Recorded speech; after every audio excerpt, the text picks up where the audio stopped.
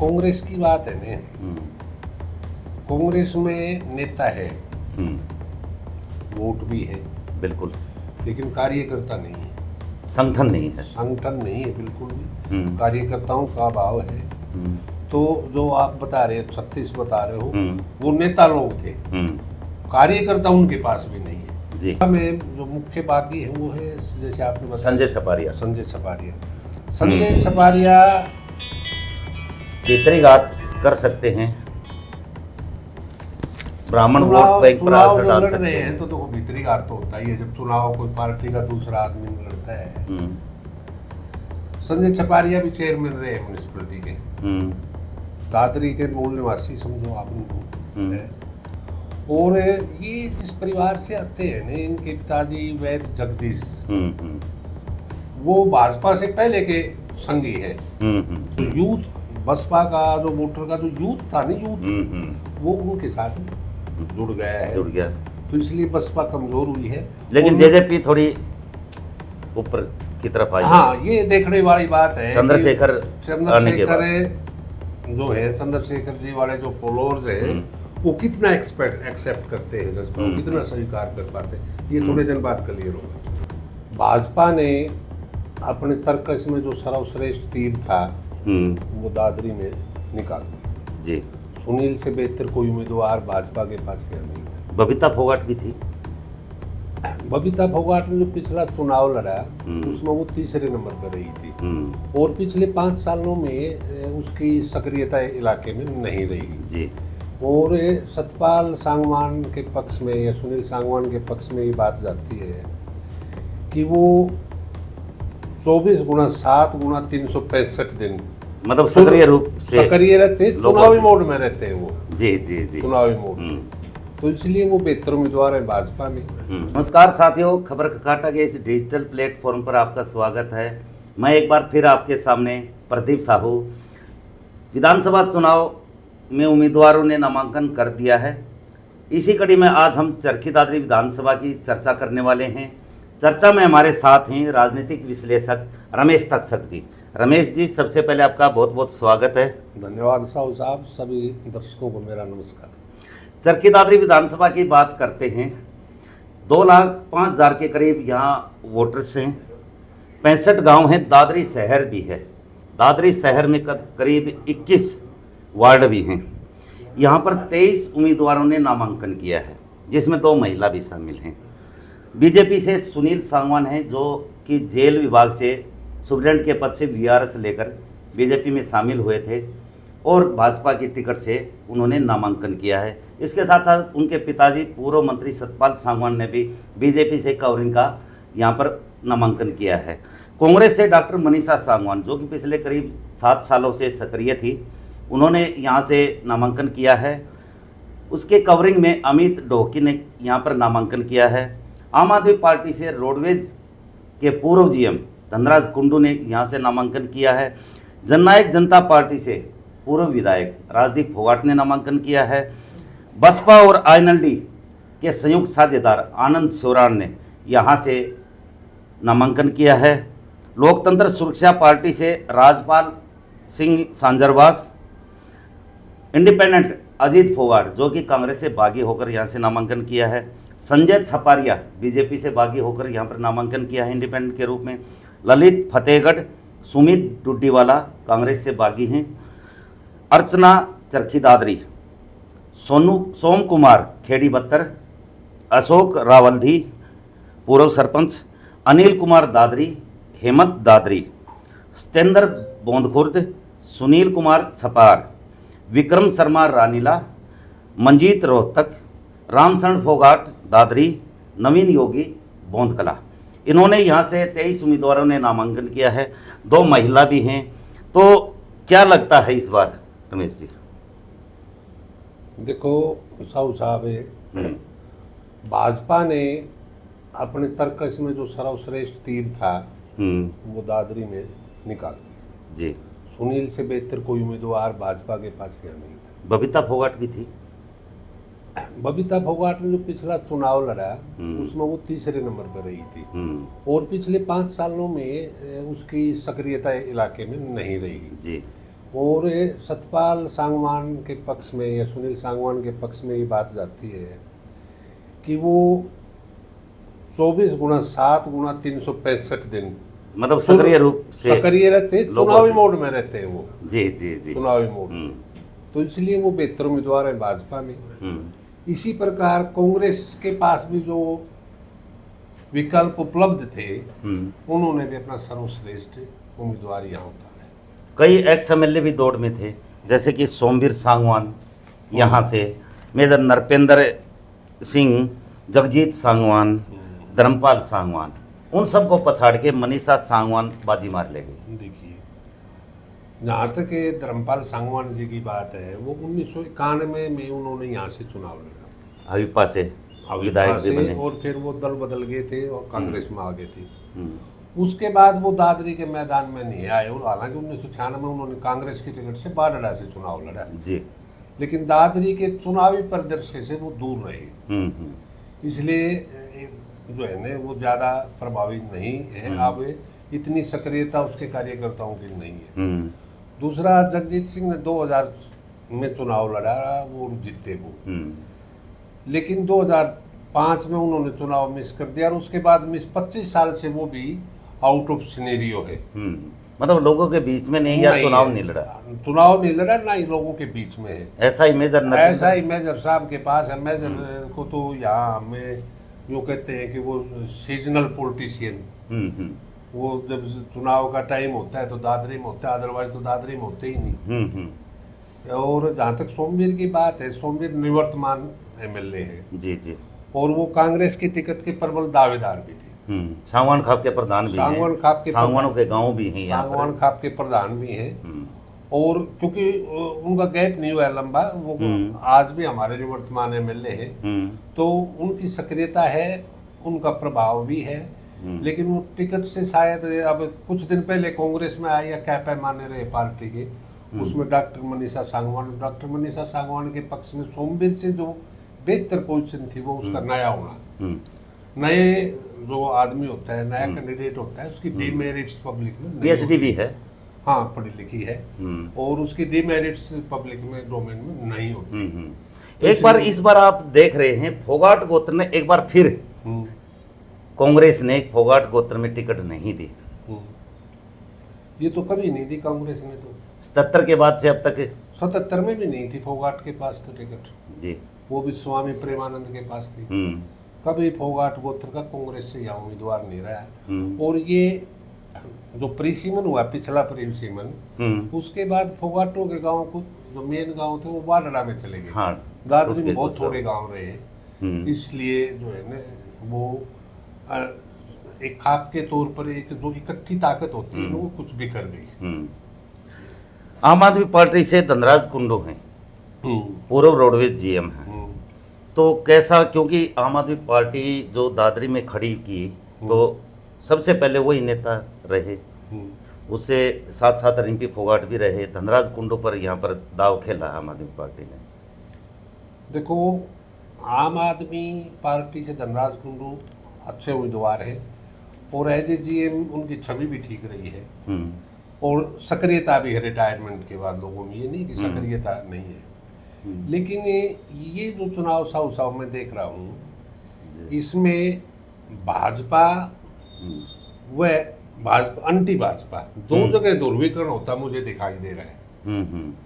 और आप में का कितना असर रहता है तो समय बताएगा। अभी इलेक्शन शुरू हुआ है, बिल्कुल इनिशियल स्टेज पर है। जी जी। कांग्रेस के 36 उम्मीदवार थे, एक पर दाव खेला है, कुछ कांग्रेस के बागी भी हुए हैं, जैसे अजीत फोगाट है, इंडिपेंडेंट चुनाव लड़ रहे हैं, सुमित डुड्डीवाला है, वो भी इंडिपेंडेंट लड़ रहे हैं। कहीं ना कहीं इसका कांग्रेस पर असर पड़ेगा। देखो, जहाँ तक कांग्रेस की बात है ना, कांग्रेस में नेता है, वोट भी है बिल्कुल, लेकिन कार्यकर्ता नहीं है, संगठन नहीं है, संगठन नहीं है बिल्कुल भी, कार्यकर्ताओं का अभाव है। तो जो आप बता रहे हो 36 बता रहे हो, वो नेता लोग थे, कार्यकर्ता उनके पास भी नहीं है जी। मतलब वो सिर्फ इस बात के लिए फॉर्म अप्लाई किया था कि भाई हम कहीं ना कहीं कांग्रेस से खुश हो जाएगी, पूछ नहीं, टिकट बाई द वे मिल जाए, क्योंकि कांग्रेस ने प्रचार इस किस्म से कर दिया कि सर्वे के आधार पे देंगे, मेरिट के आधार पे देंगे। हरियाणा कांग्रेस अलग से सर्वे करा रही है, हाईकमान अलग से सर्वे करवा रहा है।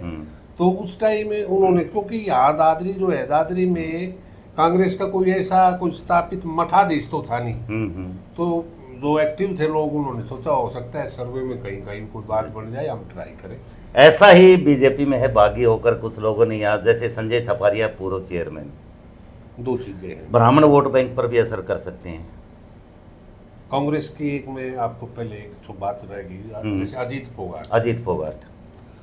फोगाट म्यूनिसिपैलिटी के चेयरमैन रहे हैं, पुराने कांग्रेसी हैं।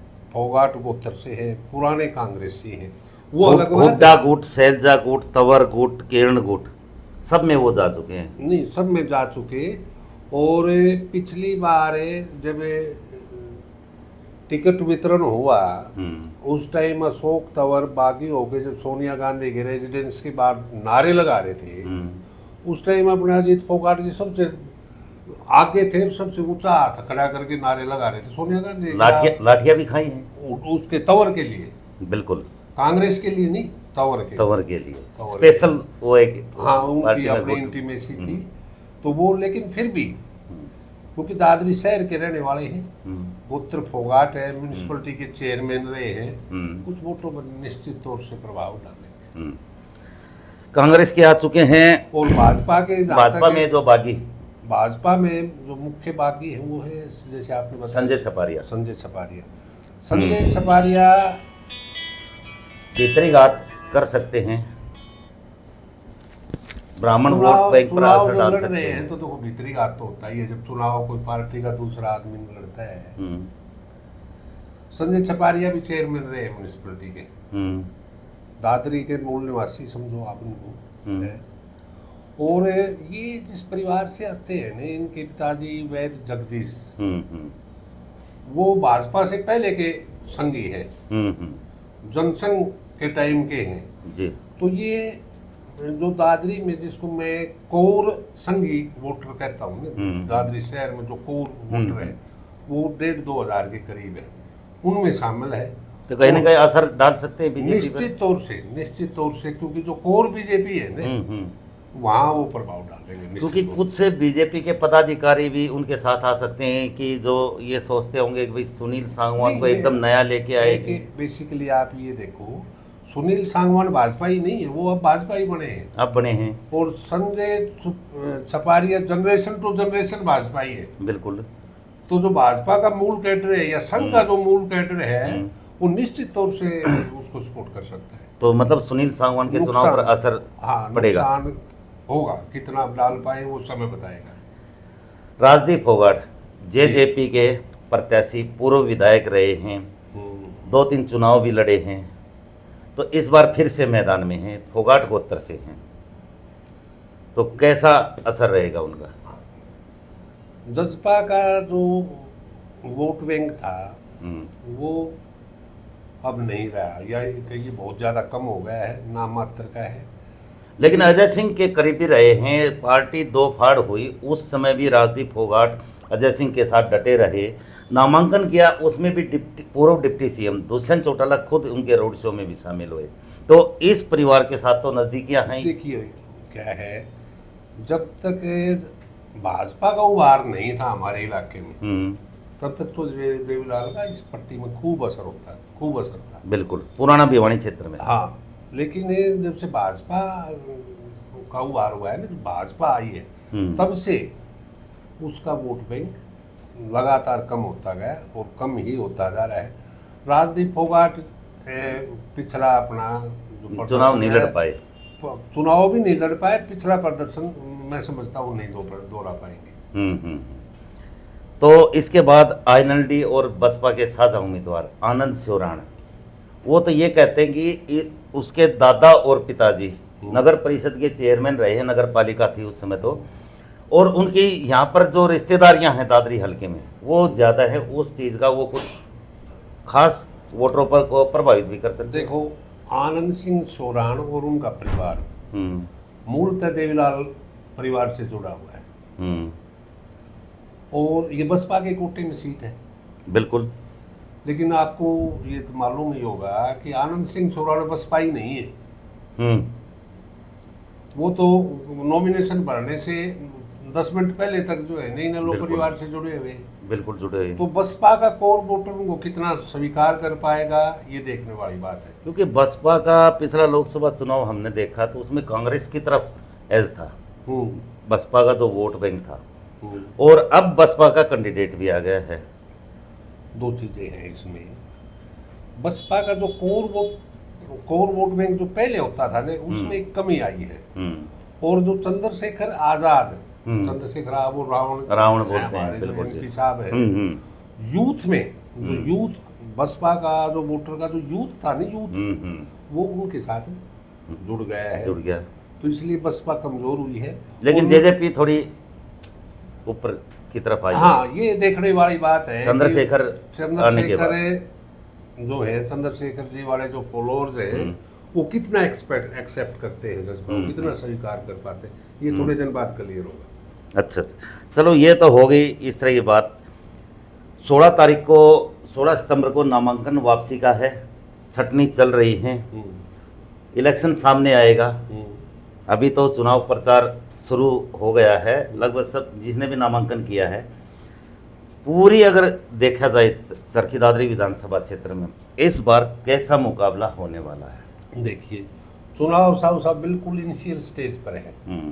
अभी सिर्फ नामांकन हुआ है, वापसी होगी, चुनाव चिन्ह अलॉट होंगे, चुनाव प्रचार में कैंडिडेट्स जाएंगे, उसके बाद लोग बाहर निकलेंगे, उसके बाद बोल पाएंगे खुल के, तो उस समय सही मूल्यांकन हो पाएगा। लेकिन फिलहाल क्या स्थिति लग रही है? फिलहाल मुझे यहाँ भाजपा और कांग्रेस के बीच में सीधा मुकाबला दिखाई जी, तो सीधा मुकाबला चरखी दादरी से दिखाई दे रहा है। बहुत बहुत धन्यवाद आपका तक्षक साहब। तो रमेश तक्षक जी के साथ जो चर्चा चल रही थी, इसमें ये सामने आया है कि सीधे रूप से चरखी दादरी विधानसभा में भाजपा वर्सेस कांग्रेस के बीच मुकाबला होने वाला है। हालांकि दूसरी पार्टियों के जो नेता हैं वो अपने अपने स्तर पर भी प्रचार प्रसार में डटे हुए हैं, अपने अपने स्तर पर वोट लेने का प्रयास कर रहे हैं। 16 सितंबर को नामांकन वापसी के बाद में ये स्थिति स्पष्ट हो पाएगी कि कितने प्रत्याशी मैदान में होंगे। फिलहाल 23 प्रत्याशी चुनाव मैदान में हैं और भाजपा और कांग्रेस के बीच कैसा मुकाबला होने वाला है। आर पार की लड़ाई यहाँ पर लड़ी जा रही है। 5 तारीख को चुनाव होगा, 8 अक्टूबर को परिणाम आएगा। उस दिन स्थिति स्पष्ट हो जाएगी, जनता किसके साथ है, किसको यहाँ से विधायक बनाना चाहती है। तो लगातार आप देखते रहिए। आप लोगों से एक रिक्वेस्ट करता हूँ, मतदान के दिन यानी कि 5 अक्टूबर को अपना मत का प्रयोग जरूर करें और अपने कोई भी जो उम्मीदवार है, जो आप जिसे विधायक बनाना चाहते हो, वोट करने जरूर जाएं। तो लगातार देखते रहिए हमारे साथ। कोई भी प्रतिक्रिया है, कोई भी कमेंट बॉक्स में जाके इसमें आप अपनी प्रतिक्रिया दे सकते हैं। बहुत बहुत धन्यवाद। नमस्ते।